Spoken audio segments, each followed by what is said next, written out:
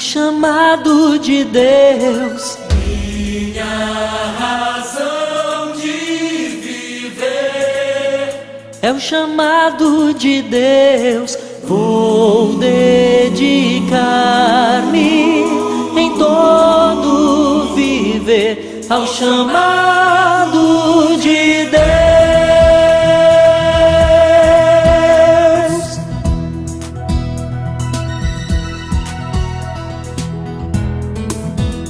Pescadores estavam a trabalhar,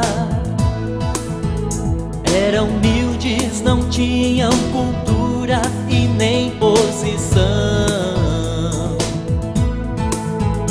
Quando ouviram Jesus lhes chamar, dizendo: segue-me, suas redes deixaram então e foram seguindo a Jesus.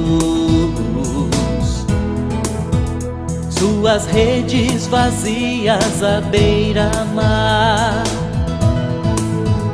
contavam uma história difícil de explicar. Parecia loucura que eles deixassem o seu lidar, sem pensar no que iriam ganhar.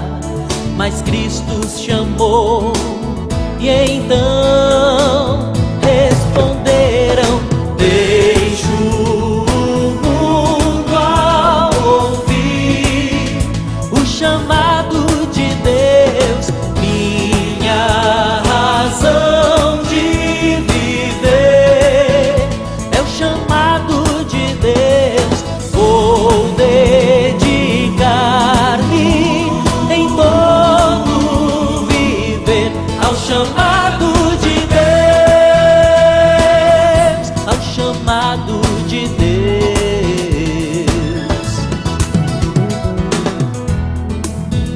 Como o rio que só corre para o mar, eu não posso mais retroceder em minha escolha. Uma vez que o Senhor me chamou, segui-lo pra sempre irei, por causa do amor que provou. E Ele me chama pra seguir, e eu respondo: deixo o mundo ao ouvir o chamado de Deus, minha razão de viver é o chamado de Deus. Vou dedicar-me em todo viver.